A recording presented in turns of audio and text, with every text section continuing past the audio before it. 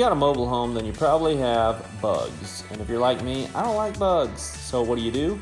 You want to fog it. Usually underneath the skirting is the best place I've found to be effective without having to do it inside the house. Instead of having to throw the can underneath the mobile home, I thought, how could I make an adapter? So I'm gonna show you what I did. I got a 3-inch toilet flange. It's a 3-inch pipe, cut it to 5 inches. Got a 3-inch drain insert for like a shower. And I got an electrical box cover. Using some basic cement glue, just glued it all together. Here's the final product, all assembled. Bug bombs or foggers should fit in this. Just pull the cap, spray it, drop it right in, and then close the lid. Once it's installed on a wall, it should go flush and look pretty nice.